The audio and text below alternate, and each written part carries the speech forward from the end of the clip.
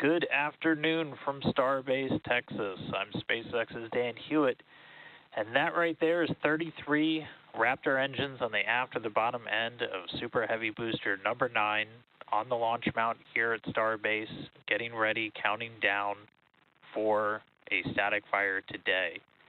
As of this moment, propellant is loaded on board the vehicle. We started that a little over an hour ago. As you can see, we only look about half of the vehicle fully frosty. As for a static fire, we do just about a full load of the liquid oxygen and only a partial load of the fuel, that liquid methane on board. That's all we need for a static fire test. As of this moment, we are in a hold at the T-minus 40-second mark. This is a planned hold. We're just going to hold here while we wait for the fuel temperatures to get to a desired range before we resume the countdown. Once we see everything in the right range, we'll get ready to start counting down. We'll get the clock up and it'll start rolling from T-minus 40 seconds. Again, this is the second time we've static fired with this booster. The Super Heavy, the first stage of our Starship launch vehicle, the most powerful rocket ever designed, ever flown.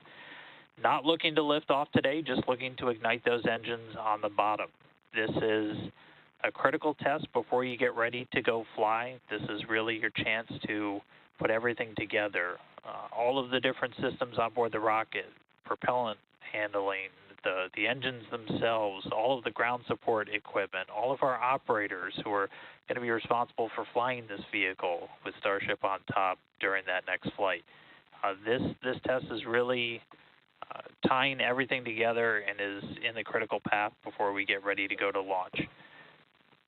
In addition to everything on the rocket, again, you have a lot of the ground support hardware that is going to be involved today. We're going to once again be using the flame deflector underneath. You've seen that tested a handful of times, both with and without the rocket. We used it during the first static fire with Booster 9 a couple of weeks ago. So once we resume the count, again, it'll be about T-minus 40 seconds. We'll see the flame deflector fire up about 10 seconds before ignition. So when you see the water start to flow, you know we're about 10 seconds away.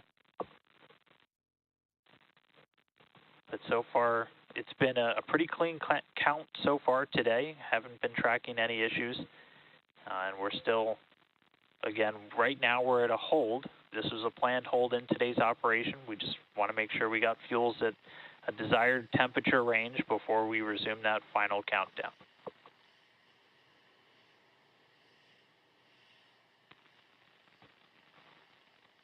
And so with static fire, we're looking to do what's called a flight-like startup. So this is us putting the hardware in essentially a flight-like environment, as close to what it's going to see on an actual launch day. And this really gives you an opportunity to see how all the hardware behaves when it's all interacting together.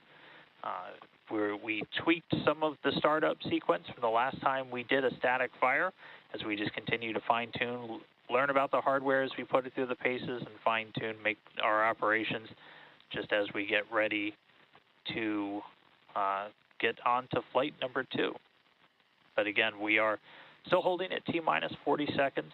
We'll hold here for a little bit longer, still watching the temperatures on those fuels. Once we're in a desired range, we'll see the clock come back up, and we will start counting down.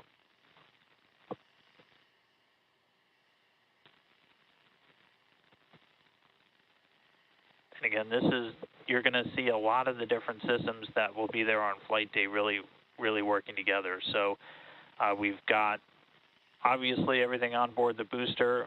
As I said, we're not looking to lift off when we do a static fire. You only throttle those engines up to about 50% of their thrust.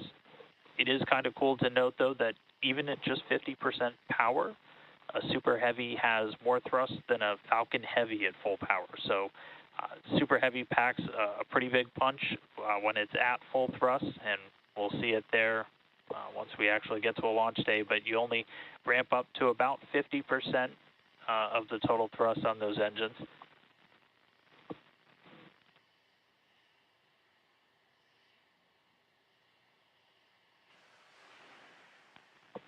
And hearing some good news, sounds like our clock has started to roll, so we are less than 40 seconds Clock is rolling, away T-minus 30 seconds. from static fire. T-minus 30 seconds and counting.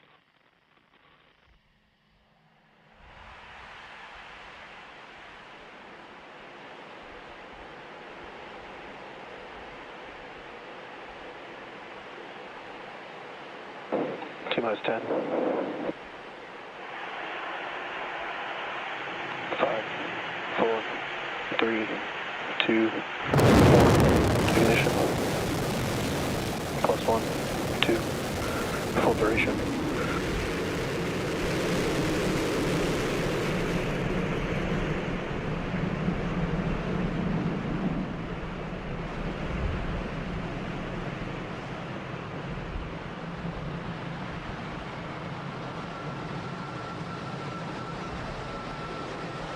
And booster 9 static fire complete. Rattled the walls here over at Starbase, but we did hear the call out of full duration. At this point, the teams can start going through the data, look at how many engines fired, how all the tanks behaved, everything. But great to see booster 9 lighting up down here in South Texas once again. We did hear that call out from the flight director for today's operation that we hit a full duration. We were targeting about a 6-second firing of those engines. But booster 9 static fire number 2 complete.